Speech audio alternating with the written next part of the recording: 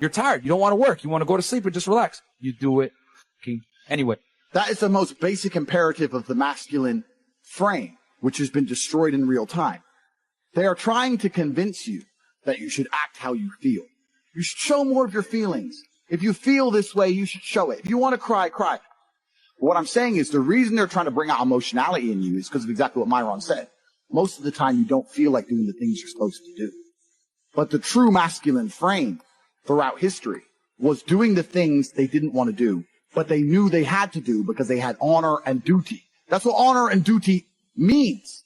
Do you think the men on the Titanic wanted to stay on the fucking Titanic? No. We're men. We have to stay. We're scared, but we must. It's our duty to let the women and children on the lifeboats. This is masculine duty. A good man controls himself. I have absolute self-control. Emotional control is absolutely and utterly important as a man. I'm saying that you need to understand as a man, there are certain principles under which you act, regardless of how you feel. I can wake up in a terrible mood. I can wake up sad. I can ache. I can have a busy day, stressed, etc. I will complete the same tasks as if I woke up in a fantastic mood. I'll do the same things because how I feel has no bearing on the things I'm going to do with my day because I have duty to myself and to my bloodline. Because you think there's something wrong with you. You go, well, I lack motivation. I don't have the motivation to go to the gym. Well, here's the newsflash. Neither did I. And I still did it. So now what are you going to say?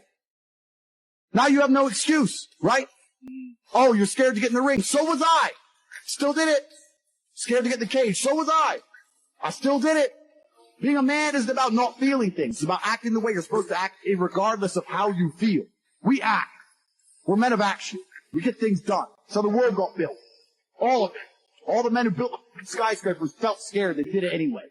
You need to become a man of action. Stop worrying about how you feel and start worrying about what you're supposed to be doing. How about that? I've always been disciplined myself because I've always lived a disciplined life. I lived in a disciplined household. Like there was no such thing as I don't want to. So even now if I wake up and I don't want to do something, I don't need someone to tell me to do it because I'll do it anyway. I mean, who wants to run a marathon?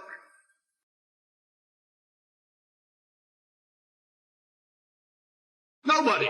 Who wants to do that? You just do it, don't you? Because, you know, it's a thing you're going to have to do. And you have to blood, sweat, tears. There is a version of the world where you can feel things and really not give a f*** how you feel. Like, if I feel sad, it does not change how I act. And it does not change the things I do. If I don't feel like going to the gym, I go to the gym. If I don't feel like working, I will still work. If I wake up in a happy mood and I have a business to run, if I wake up in a sad mood, I have the same shit to do. I'm going to get it done. So where's the importance of it? It's in my mind, that's how I view it. Like, how does that affect what I'm going to do? Well, nothing. It doesn't. Motivation in and of itself is a scam. I don't believe in motivation. I believe in discipline. I am not motivated to do the things I'm supposed to do. I don't wake up full of like joy. I have to go to the gym or that I have to work or I deal with crap. I don't feel motivated to do them. I'm disciplined. I do them regardless of how I feel. Whether I'm in the mood to do it or I'm not in the mood to do it, it gets done. That's discipline's a real thing. Motivation is fleeting. You're never going to be permanently motivated.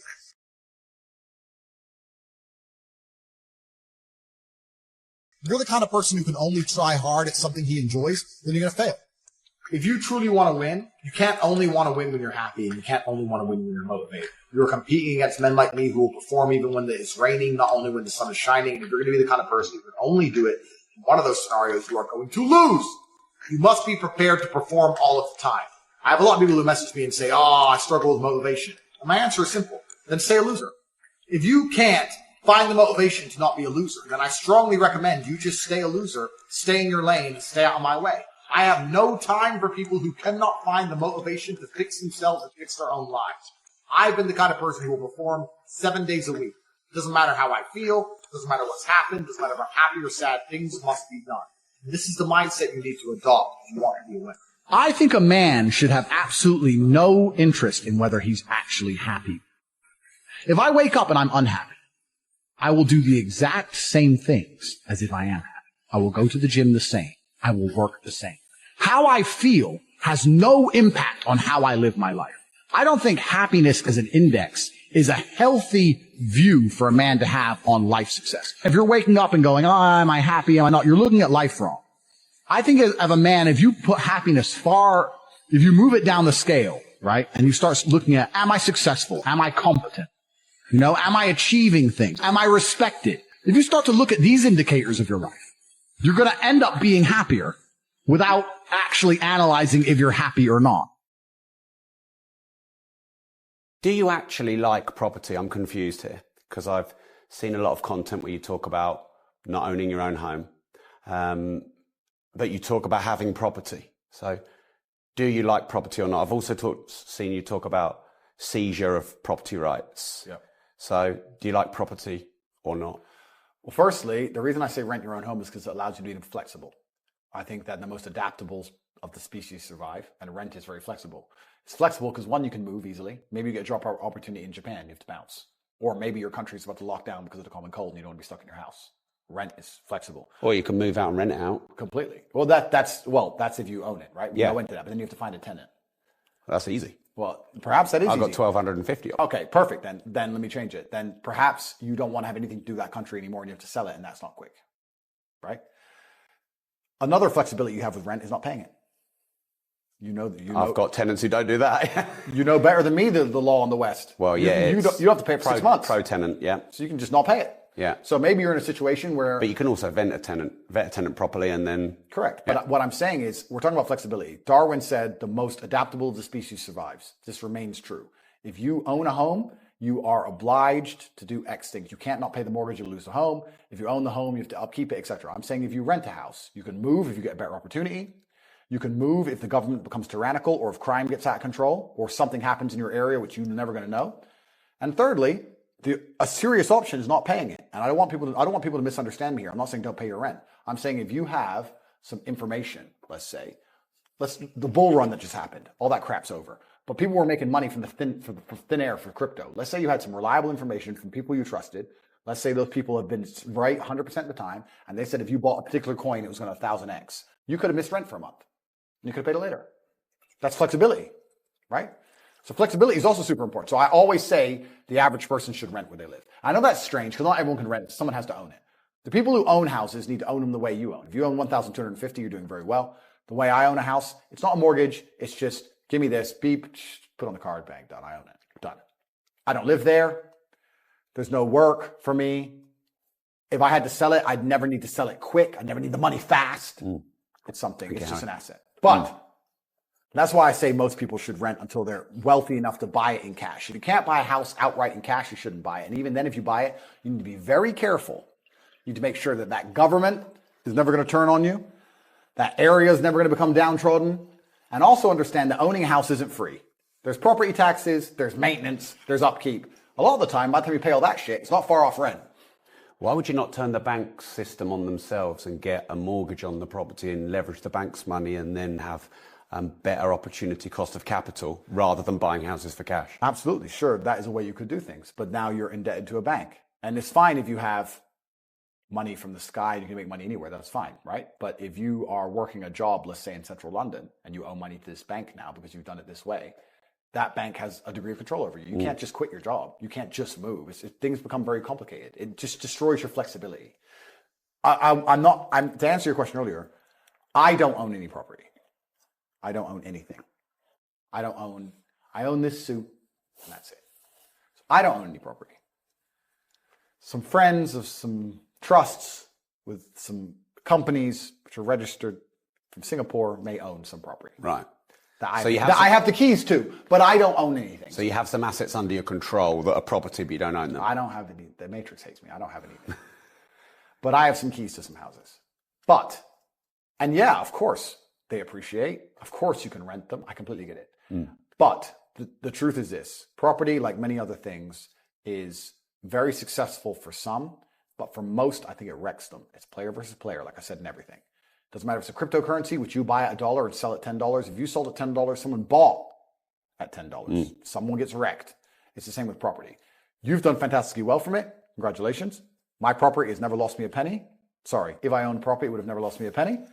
Congratulations to me. But there's a whole bunch of people who get up, finish university, get a mortgage they can barely afford, work their ass off, pay huge interest rates, sitting there paying, and either a financial crisis comes and wrecks them, or they lose the home in the end because they couldn't keep up with the payments, or they finally get it paid off and they're so old that their life's fucking shit anyway.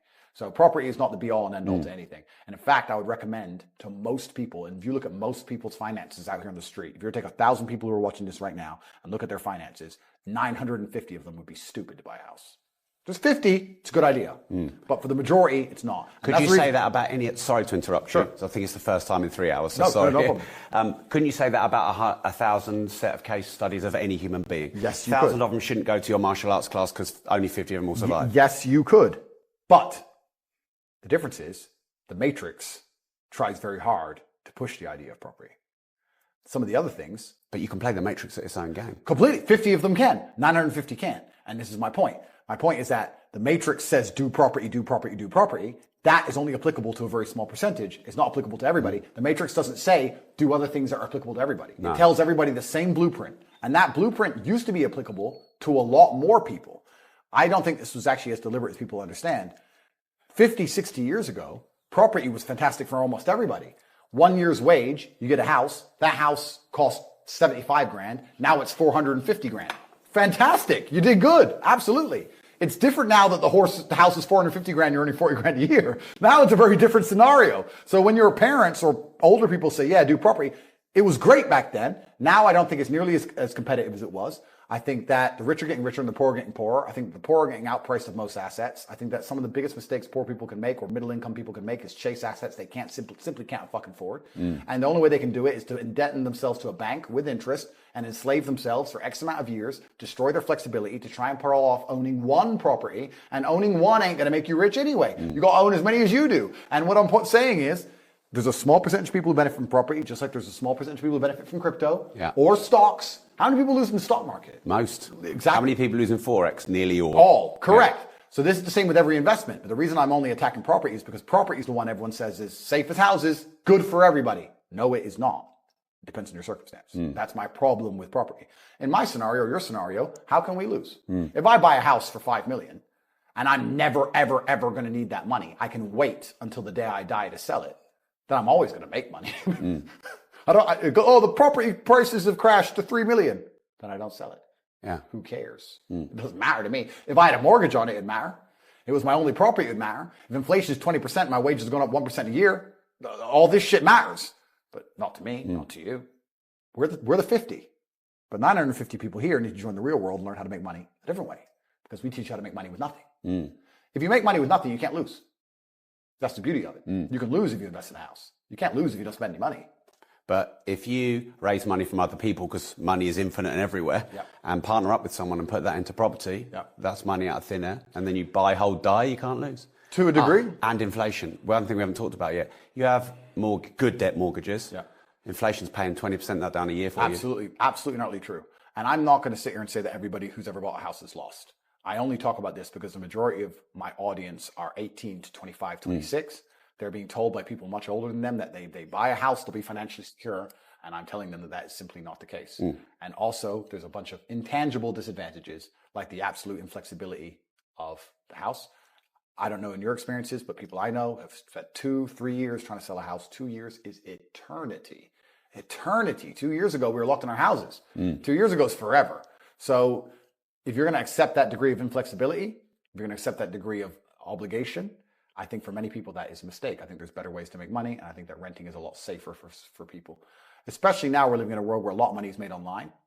I have so many people who can make money online. If you're making money online, even living in a Western country is stupid.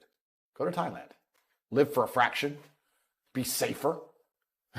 Not get stabbed. Like even living in the West in general is dumb if you're making money online, and more people are. So my point is nuanced. There's absolutely exceptions to the rule. There's absolutely scenarios in which I'm totally wrong. It's a nuanced point I'm trying to condense, and I'm saying that property used to be the cure-all for everybody. Get a normal job, work in a factory, pay off your house, be good. It's not like that anymore. No, pension money is not going to be yours, is it? Yeah, exactly. It's not like that anymore. And also, what did we say earlier about competitiveness? We said that there are people out there in the world competing with me, and there's people out there in the world competing with you. You're a property shark. You just said it. You're an animal. They're competing with you. Like you can pay more for it and overpay for it because you know you're going to have whatever. You can buy the houses next door and put shit tenants in them. Like, if you want to fuck somebody, you could. So they're also competing with sharks. And this is the point I'm making. The reason I'm anti-property is because often it's a 24-year-old guy who just got his first good job out of uni. He might be able to, if he eats ramen noodles for the next 15 years, pay off this fucking council terraced house in Liverpool. And I'm like, bro, that is not going to save your life. You're going to be 50 in a shit house. That's dumb. So are you saying to earn your money from a standing start, putting money into property is probably not good, but when you've got wealth, parking it into property is good? Correct. I think that if you have a lot of wealth, parking your money into assets in general is good. I think that property is a pretty safe asset overall, globally. It does go through some ups and downs, but property performs, it's certainly a fantastic place. I think as a way to generate wealth, there's some people who say it can be done. That's fine. But I think it's very inflexible. I've always preferred flexibility. I think we now live in a world where a lot of money can be made online. A lot of money can be made from a phone. A lot of money can be made from a computer. And also, this all ties back into the very beginning where I said the ultimate bottom line of the world is violence. Property seizure is a perfect example. You mentioned property seizure. Surely that's something I wanted to ask you. I feel like that's the last thing they'll take before a full-on fucking war. Like, they'll take everything else first. They'll call in the gold. They'll, debase money. That'll all happen before your fucking house. Well, if they're going to do it to the whole population, I agree. But if they're going to do it to an individual, I disagree. If you don't pay your parking ticket, they'll take your house. Sooner or later. May take a year, may take 2 years. They will take your house. So my question is this: do you own it? This is my problem with property. I own my house. Do you? If they can take it off you anytime you annoy them? No. If you don't pay your mortgage for 3 months, you'll see you own your house. Yeah, that's right. If you don't pay your taxes, see you own your house. If you don't wear a mask when they tell you to and you get a fine for not wearing a mask and you think that's injustice and you don't pay the fine and they add money to the fine, then it goes to court, you're supposed to turn up, you don't, they send a bailiff, you tell the bailiff to get fucked, they will take your house. So if you don't wear a mask, they take your house. So do you own it? This is a philosophical question and you can answer. Do you feel like you own your property? Because I would argue that you don't own shit. Philosophically, I don't think I own anything. Well, I would actually disagree with that again. I think that there are things you can own in this world. Well, philosophically, though. You said philosophically. Okay. Well, like when I'm dead, I'll own nothing. Well, that's true. Okay, then it was a hypothetical argument. It's a hypothetical point I'm making. When people say I own property. No, I agree with you because I answered your question philosophically. Yeah. Don't think I own anything. You don't own your own property either as a structure. That's all we'll say. No, I don't think I own my property. I think I own the income it creates. Correct. And the capital appreciation I get. I would say you own the income it creates when it's not in a bank, when it's in your hand for a while. You own it. Yeah. But yeah, well, I always take the income. The income comes to me. Now, obviously, if what happened to you happened to me, then you wouldn't own it. Then I could be fucked. Yeah, you wouldn't own the property. If you got canceled to the level I got canceled, you would own none of that property and you would not own the income either because your bank would be frozen. You would own none of it. What if the assets weren't in my name? Well, then you might be okay. But this is my point. My point is but you're a shark who can afford complicated legal structures. Joe Schmo is getting a mortgage in his name. But you teach Joe Schmoes to become sharks, don't you? That's what you do. That's the goal, yeah. But this is when I say I'm anti-property, it's because of the exact scenario I described earlier. 24-year-old, buying a house, get a mortgage in his name, he owns it, da-da-da. And I say, listen, my friend, one, that's not going to make you rich. Two, you don't even own it. But I mean, owning it though, like, what's that all about? Why does it matter if you own it? I like you have a lot of cars. I don't have 30, but I think I have 6 or 7. I don't own a lot of them. I don't own my Aventador. Yeah. I don't own it. I don't want to own it. Completely. I understand and that there's a financial benefit to doing that. I get it. But property is something different because your cars are a toy and property is supposed to be an investment. And the point is that the whole idea of home ownership is a false paradigm. They're purporting. I think we're now moving towards saying the same thing because I agree. I think selling you of getting into debt. The average American pays £600,000 in their lifetime in interest. The house that they've got you in debt in is a trap, and then you pay half of your money in tax, and then you pay £600,000 in your life in interest. Yeah. I think liberation is when you turn property into an investment. I agree with you. And for me, it's just a philosophical thing where I think that anything that can be taken off of you, you don't own. So for me, once again, you're in a unique scenario, as am I. But if you're Joe Schmo, owning it is never going to make you rich in any considerable, serious amount of time. 20 years from now, you might get hit by a bus. That's forever. I don't think that long term. All of my plans are 3 to 4 months maximum. And the benefit of renting it versus ownership, well, you can get kicked out either way and you lose all your flexibility. What's the point? Now, once you sit in there going, I have $7 million in the bank, I don't know what to do with it. Sure. Buy some property. of course, put together a complicated legal structure and owns the property. Absolutely. But I don't think that applies to most people who come to me and say, my mom said I should buy a house. Well, you're a dummy. Your mom did something that doesn't work anymore, and you're still a dummy. Thing is, sometimes your parents love you so much, they give you bad advice. Well, they give you the advice that worked for them. Yeah. And I don't blame them. It's worked for them. So absolutely, why would they believe it doesn't work anymore? They were putting money in a savings account and getting interest on the money, like 4 or 5% interest on the money, and then buying a house for 1 year's salary that went up 10x. I'm sure it sounds like a great idea. Imagine if it was still that way right now, I'd tell everyone to buy a fucking house. But it isn't. And then you add into the fact that the government is getting more and more tyrannical. You add into the fact that violence is the bottom line. You add into the fact they will take your fucking house off you. What did they do in Canada to the truckers? When the Canadian truckers got tired of COVID, they went and they protested, and they lost their houses and lost their cars and lost their fucking pets. They euthanized their dogs. You know that? I didn't know that. They euthanized their dogs. I knew that they clawed money out of bank accounts. They euthanized their dogs and stole their money from their bank accounts. So a man who worked his entire life driving across Canada in a truck, who was a proud home owner, found out very fucking quickly that you don't own anything. It's a scam. So for me, especially as somebody in my situation, my precarious situation, which we've described at length, somebody who is an enemy of the matrix, considering that property is the most controlled matrix asset that exists, considering that if they could take it off me, they fucking would, I need to find assets which are very, very difficult to seize. Decentralized hard assets, you mean? There are a whole bunch of things in the world which are actually very difficult to take. Like? And property is not one of them. Yeah. There's other things. Like? One is people not knowing you own things. Yeah. Protecting the fact that you even own it. Which is shut people like me up asking about it on podcasts. Well, exactly. That's the first. That's the answer, right? One is protecting the fact that you own it. I mean, I don't know about your particular scenario, but in Florida, in America, in California and in Canada, they were piercing LLCs. They're piercing LLCs to see who owns the LLC to seize the property. So once again, the law says if it's owned by a company that they can't take it or they can't see who owns the property in the company. Yes, they fucking can. Piss them off. Yeah. If you piss them off, they'll throw all the rules out the window. The same reason they're going to kill me. Murder's bad, but they throw the rules out the window when you annoy them. So this is my exact point. So I just personally could never sleep at night knowing, I got 100 million in property. I'm good. Because I'd be like, I don't have anything. I have to be quiet and I have to be careful. And if they don't like me, they'll get me.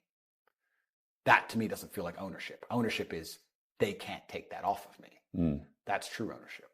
So you don't own property. It's a scam. It's a lie. I enjoyed that discussion.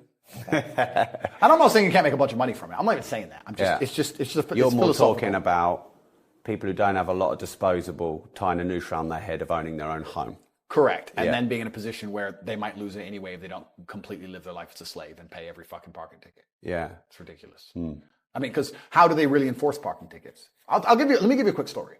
I bought an Aston Martin DBS 3 months ago. I pulled up outside the hotel. I bought it in London. I pulled up at the hotel. I parked in the double yellow. I left it there. Traffic warden was right there. So I'm going to give you a ticket. And I said, bro, have you ever seen James Bond look for parking? Give me a fucking ticket. Don't care. Put a ticket on it. Went in the hotel. Stayed in the hotel come on, I'm busy. Stayed in the hotel for 4 days. Ticket. It came out to a window. It was on my Instagram before they deleted it. A window of tickets. Now, how do they enforce those tickets? Well, we said they'll take your home off you, right? I don't own anything. I don't even own that car. And the car's not in the country anymore. It's sitting in my house in Bulgaria. So now what the fuck are you going to do? So I got thousands of pounds of parking tickets, and guess what happened? Nothing. Zero. Because I don't play by the stupid rules the Matrix tells me to play by. If I was Joe Schmo and I ignored them, I would lose my home. But me, I could turn up, tell them to get fucked, and do whatever I want. And what you'll actually learn is that much like parking tickets, pretty much all laws on earth and all rules on earth have there's an economic level to which you must adhere, and there's an economic level to which you don't have to adhere. Anything that's financial in and of itself is basically saying it's okay for rich people to do anyway. Let's say I agreed to pay the fine. Cool. I didn't have to look for parking. I paid $3,000. That's worth 5 minutes of my time. So it's basically saying it's okay for a price. So it's okay for rich people. It's not okay for poor people. Whenever there's a fine as a punishment, they're basically saying no poors, no brokies, or rich people can do it. Look at banks. They make billions of dollars breaking the rules and pay $1 million fine. It's okay for the rich. Not allowed to do it with poor. If you do that, if you pull off some fraud as a brokey, guess what happens? Jail time. Do the bankers go to jail? Fucking never. This is the whole way the whole entire world works. So extrapolating that out, yes, at a certain economic level, there are things you can do and Aikido you can pull that make property fantastic. But as a brokey, it's bullshit. That's the point I'm making. Hey, before you go, if you want to watch the full uncut interview with Andrew Tate, no holes barred, like you've never seen before, you can watch it here. And before you go, make sure you like the video, subscribe to the channel, and turn the notification bell on. And remember, if you don't risk anything, you risk everything.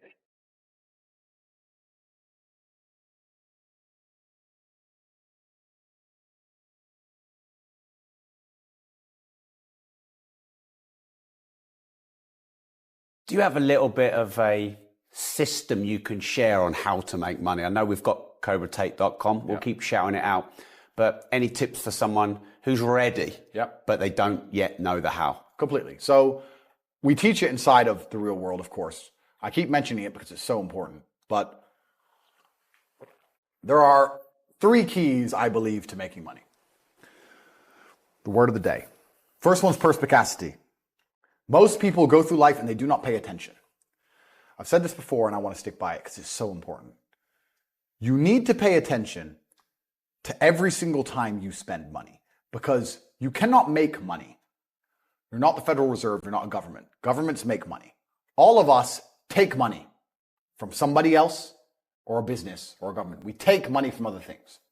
So the easiest way to learn how to get good at taking money is to pay attention to every time someone takes money from you. So next time you buy a coffee, don't just buy the coffee and drink it and think nothing of it like every brokey. Don't do that. Say, okay, why am I buying this coffee? Okay, I want a coffee. All right. Why am I buying here? Well, this is on my way to work. Is there any competition around? Do I also want breakfast? Do they sell breakfast? No, they don't sell breakfast. They could probably make some more money there selling breakfast. Anyway, I walk in, there's a long line. Why is there one member of staff? I'm low on time. I'm about to leave and not buy the coffee. They're about to lose money because it's taking too long. Most of the people in this line are businessmen. Why is there not a cute girl behind the counter? I bet if they paid a cute girl a little bit more, they'd still make a bunch more money because people would come in here to talk to her. Think. And then what you'll do is, as you go through life, every time you spend money, is you'll realize the problem is not how to make money. The problem is how much time you have because there's endless business ideas. There's endless ideas. I walk into a coffee shop and by the time I've walked out, I already know exactly how to open up next door and outcompete them head to toe. I already have worked out how much is the rent, where are they fucking up, what are they not selling that they should be selling, what are they doing good, what are they doing bad, this chair is too hard, I'll wreck them. And I'll send it, and now my network is so powerful, which is the second point, network, I can send a few messages on WhatsApp and make a bank transfer. And 2 months later, there's a brand new coffee shop next door with my name on it, putting them out of business. So the first thing is you have to pay attention. Because if you pay attention, you'll start to learn that money is everywhere. Every building is owned. These are skyscrapers, bro. Billions. Every apartment nowadays is a million. You drive down a street in London, you're driving past trillions of dollars. There's money everywhere.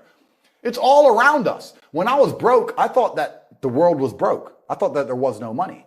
And then I got rich and realized that I was completely and utterly wrong. There's so much money. It's everywhere. If I go to try and buy a plane or a jet, they're always sold out. My yacht is a fucking 6-year waiting list. I want a Bugatti. They launch it. The email comes to my email address. 2 minutes later, gone. There's so much money. If I want a diamond watch or $1 million watch or $1 million Rolex, you can't get this stuff. There is so much money out there. Once you get to a certain echelon, you realize there's money fucking everywhere. So there's plenty of money in the world. People with no money are just not very good at taking it. So you need to start paying attention. It's the first thing. Second thing is network. It's hard to make money if you don't know anybody who has money.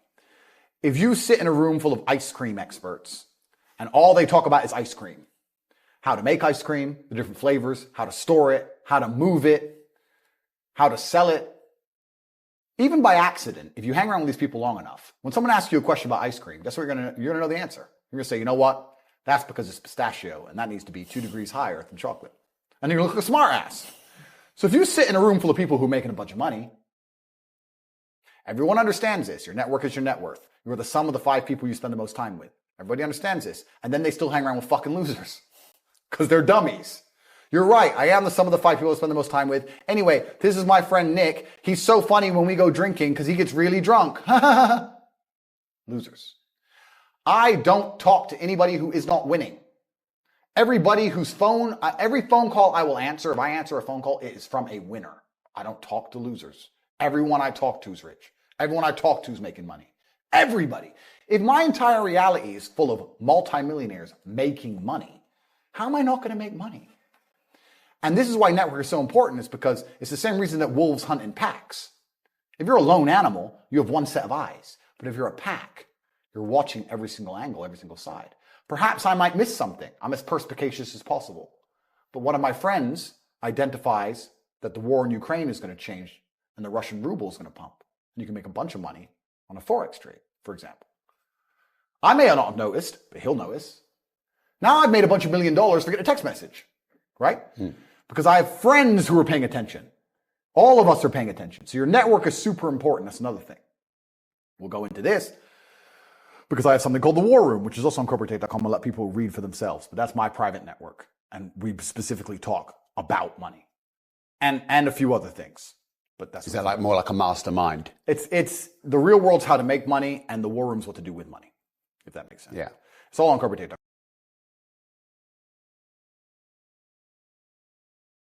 I don't want to get off track, but it's there. But second is network. And third, it's to identify the reason why you don't have as much money as you want so far. And there's one of three reasons. You are either lazy, stupid, or arrogant. Those are the only three reasons anyone is poor. And you have to identify and choose which one it is. The majority of people are not the one they think they are. The majority of people are the one I'm about to say at the end. So let's start with lazy. There are a lot of lazy people. The unfortunate reality about money is that you are competing. So it's player versus player. It's like anything in the world. If you want that beautiful girl, so does everyone else. You have to win the competition. You want that car, you have to get it first. You want that money, everyone wants that money. You have to compete. It's competitive. Business is competitive. You are competing against people like me. You're competing against people like the people in my network. You're competing about people who only talk about money, who understand money very well, who operate in jurisdictions all around the planet, who are extremely well connected, who know things before you know them, who have mass influence and mass power and mass resource. You're competing against me. This is what you must understand. You're not waking up going, I want to make some money. You're competing against people like me. You're competing against billionaires. You're competing against hedge funds. How did these hedge funds keep growing? Where are they getting that money from? From the brokies. They're robbing you. They're robbing all the poor people from the pension fund. Dummy. That's where they get it from. This is who you're competing against. So the competition is absolutely and utterly fierce. Understanding that you're a man with a small pistol up against a mighty army. If you want to add a little bit of laziness on top, you're fucked. So when I say people are lazy, they go, I'm not lazy. I work hard every day. You work 8 hours a day? You work eight? The fuck? If I'm awake, I'm working. I'll be driving my Bugatti Chiron through Dubai, working. I'm texting at the same fucking time. I don't take a second off. I don't take a minute off. I don't relax. I don't rest. I don't stop. I don't chill. None. Ever. I'm either asleep or at work. That's it. Second I wake up, I check my phone, I begin working. I go to the gym in between sets, I am working. I'm online working the entire fucking day until the second I go to sleep, I am at work. That is all I do. And you are at home competing against me and you want to watch a movie tonight and then say you're not lazy. You're fucking lazy and you're going to lose forever. That's laziness. Next is stupid. I don't think many people are actually too stupid to be rich. You can be below average IQ and still get very rich. A very small percentage of people are too dumb to be rich. The slave minds, they'll never be rich because the matrix tries to keep you poor because when you're poor, you can't think like we talked about earlier. So everything the media tells you is designed to make you poor. They want you broke and struggling because if you rely on the government for food stamps, then you can't argue with the government, can you? So that's what they want. So anyone who believes in the matrix and believes in media and believes in the lies they're told, anyone who sits there and goes, that's true, that it's literally designed to make you broke. That's why it's all a scam. Do your GCSEs, do your A-levels, get in debt, go to uni, get out, get a shit job, get a mortgage. Don't worry, when you've paid that mortgage off when you're 61, then you'll have enough money to go to Spain for holiday. Then your pension comes. Oh, government doesn't have the pension money anymore. Funny enough, hedge fund stole it. Pay half your money in your life in tax. Oops-de-doops. And then you wake up one day and go, whoa, I just got fucked. So the whole scam, the whole story is a lie because they want you broke. They don't want you rich. If you're rich, you won't listen to them. So all of it's a fucking lie. And intrinsically, we all know this, right? When I pull up in one of my 30 cars to a gas station and people look at me and they see a Lambo or a Ferrari or a Bugatti or a Koenigsegg, whatever I'm driving, nobody goes, wow, he went to school. No, they think drug dealer, gangster. They're thinking he broke the rules, because anyone who follows the rules doesn't get shit. It's all a scam. It's all a fucking lie. So the slave minds are fucked, but those are the only ones who are too stupid to make money. Anybody who understands that the Matrix is lying to them is smart enough. So very small percent are too stupid. Inside of our school, at the height of it, before the Matrix attack, we're relaunching now, we had 175,000 students. Wow. And we had 175,000 students. Maybe 2,000 we kicked out for being too stupid. It's step by step. Do this, do that, do this, and don't be lazy. The fuck? It's not that hard, right? So stupid's not the problem. So we have people who are lazy, very few are stupid, but the majority, the main reason most people are broke is because they are arrogant. I will sit here and say all the things I've said. I will do this, take time out of my life for free. Somebody at home will watch and digest it for free. They will agree with the things that are being said, or at least be entertained enough to continue to watch. And then I'll say, I'll teach you how to make money online. CobraTate.com, you can join the real world. And they'll sit there and go, nah, I'll do it myself. They're arrogant. They have these egos from fuck knows where because they didn't earn it. And they're just too arrogant to listen to anybody. I became world champion by listening to my coach. I didn't become world champion by walking in and saying, I'll do it myself. That's not how you get anywhere in life. You have to listen. If Mike Tyson were to walk in, or if Elon Musk were to walk in here and talk to me about money, I wouldn't be sitting there going, I can do that. I'd be like, oh, Mr. Elon, richest man in the world. Hello, very nice to meet you. Please, even though I already understand I don't want to launch a car brand or put rockets in space, please, you must know some things I don't know. How do you deal with the currency fluctuations? Does inflation impact how much it costs for you to send a rocket into space? Like, I'd ask him something that's useful, right? But some people are so brutally arrogant that they'll sit here and they'll listen to all the things I said, and they'll agree that I'm intelligent, and they'll agree I'm massively successful, but they'll sit there and go, yeah, but you know what? I'll do it myself. I don't want to join that school because, I'll do it myself. They're arrogant. Everybody's fucking arrogant. I sit with people who I used to go to school with from Luton who are still broke and tell them how to make money. And you know what they do? They answer back. Yeah, but it's not that simple because, the wife gets the kid, and you know what? And I don't like to do things that way. The way I like to work, the way you like to work is why you're fucking broke. So what the fuck are you talking about? You just sat here and wasted 10 minutes of my time. I told you how to take your business of painting and decorating or whatever the fuck you're doing and make a serious amount of money. And now you're telling me the way you like to work? Then stay fucking broke. The fuck you want me to do? What level of arrogance? But this is people. They'll sit with a multimillionaire and tell you their view. Oh, I think that know when you're out qualified and accept it and learn. So we all do. I'm not going to I can't play piano for shit. If the piano teacher walked in here and said, this is what you do, and I said, well, I like to move my hands this way. What kind of dumbass? But this is the arrogance people operate under. So I'd say 20% of people are lazy, 20 to 25%. A large portion of the world are not lazy. They're actually working exceptionally hard, but they're doing the wrong thing. 5% of people are too stupid. So say 25%, 5% is 30%. But 70% of people are brutally arrogant, and this is why they are poor. That's the truth. And how did you make your first million? Good question. I've talked about this already. It was an unorthodox strategy. I've talked about it at length, so I won't give the whole story because it's too long. But I identified a gap. I identified a market. I approached the scenario and the situation extremely professionally. And I worked exceptionally hard. And I made my first $1 million. So my first millions came from owning a webcam studio. So I saw a little advertisement in the corner of a web page saying, talk to live girls now. I've never been a porn guy. I'm not interested in that shit. But I was like, that's interesting. I know some girls who need some money. Boom, boom, boom.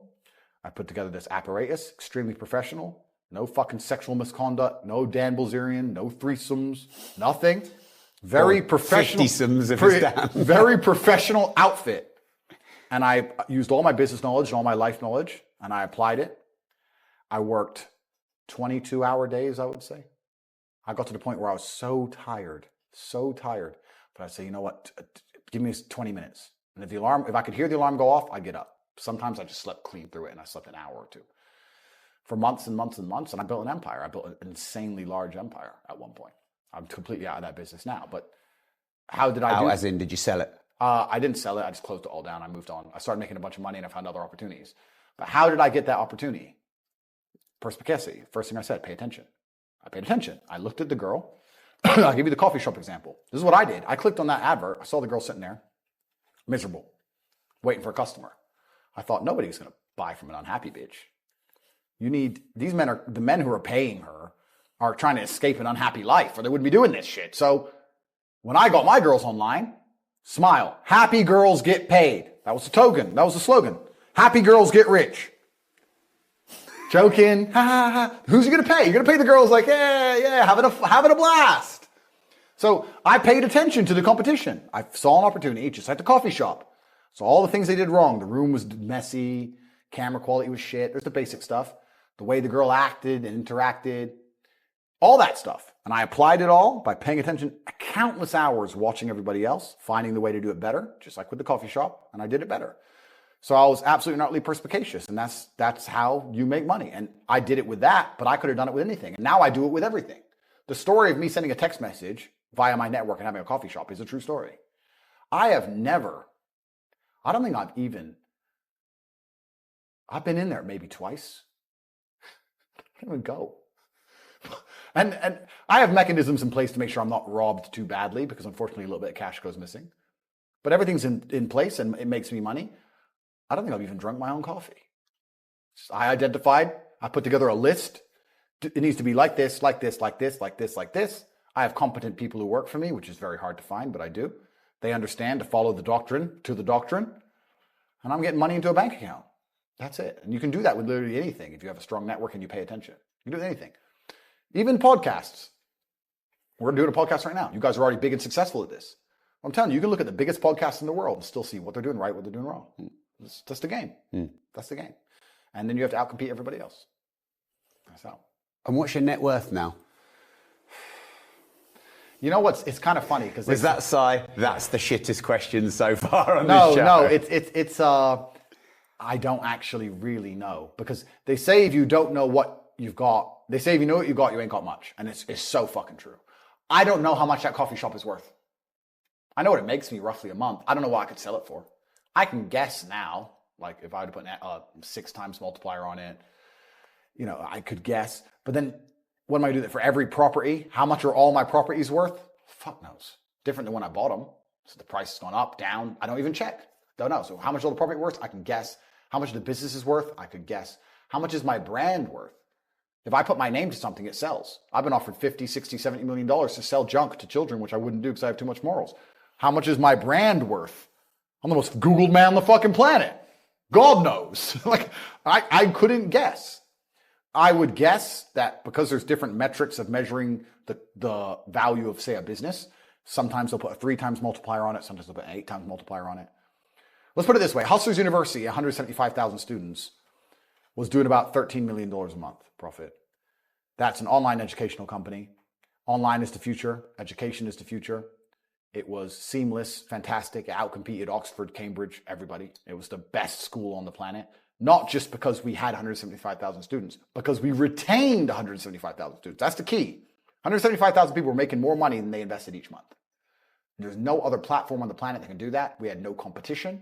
There was no other online digital learning platform that was even 1% as close. We were the largest online digital teaching platform on the planet. And everybody wants to make money. So everybody wants to join. Male, female, rich country, poor country. That's $13 million a month that was doing. So what's that? $120, $130 million a year? 8 times multiplier? What's that worth? 800 million by itself? Like, depending how you want to estimate it, I can sit here and say I'm worth $200 million or $1 billion. I could be a billionaire with net worth for the things I own, things I'm in control of. Depends on how you want to analyze it. So the reason I sighed is because I don't have a clue how much money I'm worth. I don't know. I know that if I want shit, I get it. I know that the world is effectively free now. I'm at a point of money where I never, ever contemplate the price of anything ever. The whole world, the only way I can explain being ridiculously rich is that everything is completely free. So if you want something, even 1%, even if you want something a little bit, the cost is 0% consideration. So I have 30 cars. I tried to stop at 10, but the car owners know I'm going to buy them, right? So they decide to launch a new Lambo and they text me and go, "Hey, new Lambo." I don't even ask to see a picture. I'm just like, okay, because I'm not going to notice the money going missing. So why not at least, I might only glance at it for 3 seconds. I may never even drive it. I might just go, "Oh, yeah, it's all right." That's worth the money to me because the money is worth nothing. So the whole world is free. If I want coffee, it's like I buy and do things like the same way a person not even buys a coffee, like a penny sweet. It's just like, oh, fuck it. All right. It doesn't mean anything. I can't explain it. I don't have a clue how much money I'm worth. I don't know. That's the answer. I don't know. I just know I can have whatever I want. Hey, before you go, if you want to watch the full uncut interview with Andrew Tate, no holds barred, like you've never seen before, you can watch it here. And before you go, make sure you like the video, subscribe to the channel, and turn the notification bell on. And remember, if you don't risk anything, you risk everything.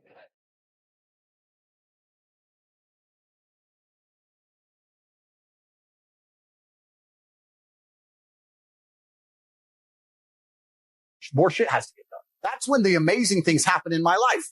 When I was heartbroken, everyone's been heartbroken. I can't remember a specific example. I hit the gym harder, right? If something goes wrong with your payment processor, that's when you get fucking inventive. That's business, right? That's when you get inventive. So all the bad things that happen to you as a man, if you're stoic, you get to take unlimited energy. And it's actually interesting because a lot of men want to brag to women because we want to show status. So you want to sit there and brag about all the good things you do, but there is a downside to that. There is a degree of downside. I was in Moldova. No, I take that back. I was in Constanta, Romania 9 years ago before I moved there. And I was in a club and I must have been the only foreign person in the club. And there was a 11 out of 10 Moldovan girl, the most beautiful girl I'd ever seen. And I went over and I tried to talk to her and she said, yeah, I only drink champagne. At the time I didn't have that much money. I said, I only drink champagne. Well, I'm finished drinking for the night, but it's very nice to meet you because I couldn't afford a bottle of champagne. So I had to style it. So I was like, I don't have any, I said, I'll finish drinking for the night. It's very nice to meet you. What's your name? Okay, nice to meet you. Left the club, whatever. Next day I came, I saw her on this table, champagne show. Next table, champagne show. And while she was doing all this, we were kind of catching each other's eye, looking a little bit, And a couple times I caught her at lunch. Constanta's like a beach town. I caught her at lunch. I spoke for a little bit. And she kept asking me for champagne. I was like, listen, you are absolutely gorgeous. I think you and I are going to have a long, happy future together, but I'm not going to buy you champagne. Heartbreak is unlimited energy. So is depression. So is rage. So is sadness. All these negative emotions they tell you to collapse behind. It's like people talk like, Bruce Lee says, be like water. And people see that as be fluid and just go with the flow. I disagree. If you're like water, you're necessary for life. You are scary when you're enraged. You're powerful. You're beautiful when you're calm. You're so many things when you're like water, right? So if I'm enraged, it's like water behind a dam. You just got to put the dam in place and you got to get the turbo, the hydroelectrics put in. Don't tsunami your life. Put the energy somewhere. I don't like it. If I don't like something, that's enough. I don't need any more justification than I don't like it. Yep. Right. And I think a lot of guys don't get that. Maybe you can help here. One is that this is the most important thing, is that women are never single. Mm-hmm. A woman is never single. The idea of a woman for like a man going 6 or 7 months without talking to, dating, fucking an ex, messaging some guy. They are constantly either talking to a guy, sleeping with a guy. Even if they're not fucking anyone, they're talking to 5 or 6 guys on Instagram. Yep. Women are never single, which means every single time you get a girl, you're taking her from other guys. She likes you the most, which also means that even if she's with you, when she's around other men, she's still poachable. Would you want your girl being friends with me? No, you wouldn't, because you know what I'm going to do. So this is the first thing. So women are never single. So this is why the idea of her hanging around with a bunch of dudes is not acceptable in the first place. And she's going to come out and go, they're just my friends. You may pretend to think they don't want to sleep with you because you know they do. You may pretend to think that, but they don't view you as a friend. This is the first thing. The second thing, women will come at you and say, why are you jealous? I say, no, I'm not jealous. I'm territorial about things I care about. For the same reason, she goes, well, but don't you trust me? It says nothing to do with trust. Yep. I trust the locks on my Lamborghini, but I wouldn't let people try and break in. I'd say, get the fuck away from my car. Right. It's not yours. So for the same reason, even though I trust the security system on my car, and I trust, even though I don't trust her, I'll say I do. I trust your internal security system. I'm not going to let people be disrespectful to me as a man and openly try and poach something that's mine. Right. That's disrespectful. I'll message you. We'll be sitting in the same room. WhatsApp. This is people. Loose lips sink ships. Doesn't matter if you're doing nothing wrong. You gotta be careful who you're talking around. They listening to shit. And in the modern world, they record shit. Like you don't want to, even if it's a 0.1% chance, but what's the upside? Like there's no upside. Yeah. So why take the 1% chance? Risk reward. I'm very, very careful. And especially with women, not because they're necessarily malicious, but because women in general don't have to worry about the certain things I'm talking about in terms of professionalism. There's a whole bunch of beautiful, smart, great women out there who just go through life and they're just Instagramming everywhere they go and they forgot their keys and do. And if she's too close to your circle, she's just an in. It's an in to get you. And you gotta be careful. And it's amazing whether it's the 1970s Soviet spies or the 2022 mafia. When they want to get a dude, it's a chick. You either send a new chick or you watch his old chick or you find his girlfriend. Even a bounty hunter today. Let's say I was wanted by the police and they couldn't find me. Who's his girl? And the women I associate with have enough respect for me to go, okay, I don't know. Fine. Just, I love you. When they arrested El Chapo's girl, didn't you say I didn't know he was a criminal? I thought he was a chef or some shit. I was like, perfect. She doesn't even know I lie anymore. He's a chef. He told me he's a chef. He's a chef. He's a billionaire chef. He's a chef.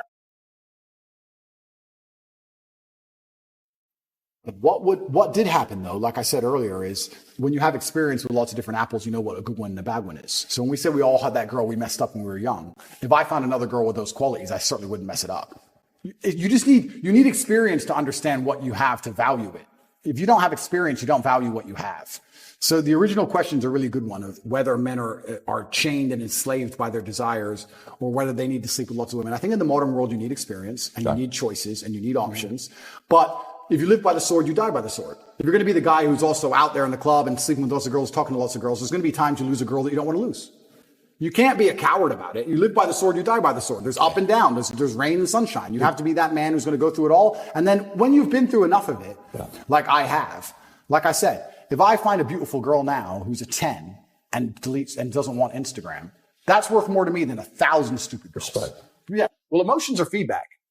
The idea that men don't feel emotions is incorrect. We feel emotions. I would actually argue we feel emotions with certain emotions stronger than women. I would argue that we feel heartbreak stronger than women. I would argue we feel anger like a woman could never understand. I would argue we are extremely emotional.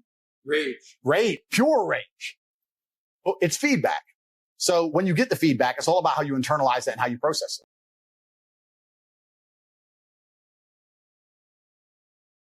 Right? It's having stoicism's not feeling emotions. It's feeling the emotion and going, okay, why is this happening? How much does this really matter? What's the most intelligent move on the chessboard? All of this is my fault. But the Bugatti on my drive is my fault. And the yacht is my fault. The private jet's my fault. So it's all my fault. So I take the good with the bad. I take all responsibility for absolutely everything, including if a woman leaves me, if a woman stays, if I end up heartbroken, if I end up filled with rage, I take responsibility for that. If something happens to me that makes me enraged, I will take responsibility. Why has this happened to me? Why do I feel this way? How did I end up in this position? Is this healthy in this scenario? And sometimes it is. If you lose, no matter how well you played, if you lose, at some point you made a mistake. Even if it's the most minor mistake, you made a mistake. So you learn to understand that no matter what happens to you, if you lose a scenario, you made a mistake. I've had scenarios in my life where I was prepared to die to protect somebody else, and I was enraged, and it was healthy. I've also had times where I'm in a room by myself, enraged, sitting there going, this is no good for anybody. I need to just calm the fuck down. So emotions are feedback, but stoicism is the ability to process them. And that's what you need to be learn as a man. You're never going to be able to turn them off. You're going to feel them. You have to learn how to process them and turn them into a positive. It's energy. It's unlimited energy. I say this all the time. I say that the biggest periods of transformation in my life is when everything was going wrong. When my life was going good, when life's smooth, then it's semi-hedonistic, pretty relaxed. But when I make my biggest progress, when I really change who I am and change the world, that's when everything's fucked. When things go wrong, or I'm feeling things I don't want to feel, or bad things are happening, that's when I'm like, okay, I currently cannot sleep. I've completed the day's tasks. I've tried to go to bed. I can't sleep. People message me all the time like, oh, but Tate, you don't know how sad I feel. No, incorrect. I know exactly how sad. Difference is I used it. And you're sitting here still crying, some random guy on email for the fucking third month in a row. That's the difference between you and me, my friend. I was becoming a world champion kickboxer. And she kept asking me for champagne. And I was like, listen, you are absolutely gorgeous. I think you and I are going to have a long, happy future together. But I'm not going to buy you champagne. I'll tell you why later. I'll put mystery on it. So I can't tell you broke, right? You got the mystery spin. So I'm going to tell you why I don't buy champagne later. It's a long and interesting story. Once I can trust you, I'm going to tell you why I won't buy you champagne. You can trust me now. I will tell you. Not yet. Style it off. Anyway, as we got to know each other across the summer, eventually when we became friends, she came clean. She works for the club. She gets commission on champagne. Of course. The girls in the club, you're buying champagne for this thing. She gets a commission per bottle. What was interesting is this. She had on her phone a system. So she'd meet you. You'd buy her drinks the first night. You'd go a separate date. The second night, you'd buy her drinks. Third day, she'd send a pre-decide already in her notes how you live far away and she can't fall in love again. She's only been with one man her whole life. She falls in love with you. She's going to have her heart broken and she's scared. And then she'll ghost you for 3 days. Then eventually after begging, you'll get her back, but she wants to come, but not on her own because she's scared. She wants to bring 3 friends and she'll go to this restaurant. She wants to drink this champagne. Boom, boom. A commission. And she'll show me in her Facebook message, every dude, playbook, every fucking guy. I don't know if that was deliberately driven by heartbreak. I think I was just younger and I had less serious motivations. And I wasn't as famous and I wasn't as rich and I was less interested in. So it's not just my current situation that makes me say this. I would say this to any man. If your woman wouldn't wait for you, if you went to jail for 5 years, why are you with her? Why? If she wouldn't wait, I know she's hot. I know she's funny. I know she makes you laugh. But if you can't sit in that jail cell with 100% certainty that she's not out with her friends, them in her ear, talking shit, watching Sex and the City, whatever it is, and her ending up with some other guy, why are you even buying her dinner? For what, sex? Like that loyalty to me is the only thing left that's valuable. When me and Tristan were in jail, we were sitting there saying we have it so much better than most guys. Because most guys in jail, imagine you're a normal person, you go to jail. Who's feeding your family? Who's paying the rent? Who's feeding your kids? I said, Tristan, we're in jail and we're suffering, but everybody we love is good. I'm a man. I'm supposed to suffer. I'll sit here with the cockroaches. If that means all my kids eat, everyone I care about eats, my mother's fed, my mother has a house, roof over her head. Everybody has everything they want. Only person suffering is me. I'll take that all day. Most men who go to jail can't say that. Another thing that gave me absolute peace of mind is the women who love me are waiting for me. Imagine you go to jail and you're completely heads over heels in love with a woman, but you know deep in your heart that she's out in the club and she's stealable. We talk about thoughts you can't get out of your head in jail. If you had the nagging thought in your head, I loved her, she cheated on me before, maybe she cheated again, she hasn't written me in 3 days, and then plus jail. That's why they're all crying. That's why all the men in there were sobbing. Their wives are either fucking someone else or the bills ain't paid. It's not just his situation, it's everything else. Yeah. So now if you're going to say to me, what do I respect in a woman? I respect a woman who's going to wait for me. I have no interest in a woman. Oh, she's funny, she's cool, she's hot. Don't care. Don't care. Is she going to wait for me? And I also know, because of my experience, which ones would and which ones wouldn't. I'm not stupid. Because they'll all say they would. They'll all say they'll wait because they're on the jet. But I know which ones are lying. Because enough women have lied to me. I've seen it. So you do need that experience. But once you have the experience, you start looking for completely other things. And There's 2 choices. I either care about you and I'm territorial, or I don't care about you and I'm not. Exactly. You can make the choice. If you really want to hang on those dudes, I'm not even saying we can't talk. I'm not saying that. No problem. But don't expect me to give a fuck about you in the way I could give a fuck about you. And when you tell women, this is one of the key things. When you tell women, I will care about you less if you act X way, it's very hard for them to act that way because they want you to care. Right. They want that emotional energy from you. You're like, you're making a choice that's going to end in a detriment to how much I give a fuck about you. And if they make that choice, you have to act accordingly. If she makes that choice and you keep acting like you love her, then she ain't going to feel it. She has to feel it. You know, this is the second thing about the whole thing that's really crazy. This whole male friends thing. Third thing, it's never been normal. This is some new think bullshit. In the 1960s and 70s, it's never been normal. And I always say to girls, I say, does your mother hang around with a bunch of guys? So what do you mean? Well, your mother's with your dad most of the time. Yeah. Is your mom's with your dad? What would your dad say if your mom went out partying with a bunch of men? Right. I say that, and they actually go, no. The idea of their mother doing that actually offends them. They're Right. like, no, like that's not. So why the fuck are you doing it?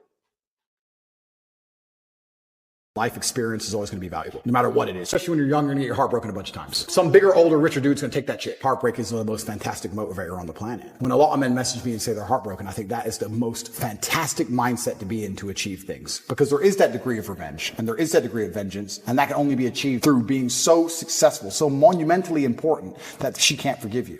And also, you cannot even sleep. You can't even concentrate. Like, your whole mind's a mess. That's the perfect time to train. I only mention heartbreak all the time because I know it's a path every single young man goes through. There's up and down. There's rain and sunshine. You have to be that man who's going to go through it all. If you're a man who has a heart broken, why did this happen?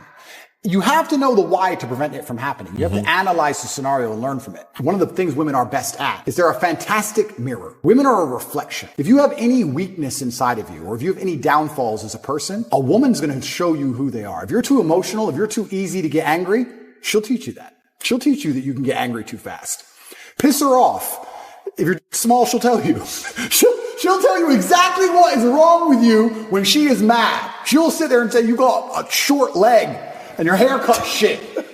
Get a new haircut. I hate your ugly ass. They'll tell you exactly what is wrong with you. When you look at your bad or your previous relationships with women that went wrong, you can sit there and go, okay, this all went wrong. What has she taught me? She taught me that I'm emotionally affectable. She taught me that if she ignores me, she gets more attention than if she's nice to me. You have to sit there and analyze all the lessons and you have to implement them. It's the same with absolutely everything. But women are a fantastic mirror. A lot of these guys who resort to that are men who don't have the self-reflection to sit and say, okay, why did this happen? As a man, you have to be accountable for absolutely everything. Every single thing that happens is your fault. You made her leave you. You did. Whether you like it or not. You are the reason she became so cold. You are the reason she doesn't listen anymore. You are the reason she's so arrogant all of a sudden. You are. You may not have identified why yet, but if you identify why, then you get into your next relationship healed and understanding what you did wrong and learn from it. That's what you have to do. But most of these men don't want the self-accountability and they want to blame the women. You have to blame yourself. I know when to set a boundary, when to be nice. I know exactly what to do because I've self-analyzed. A lot of these red pill guys, they want to do exactly like you said, just run around and just bang chicks because they've never looked in the mirror and go, why do these chicks not want to just love me?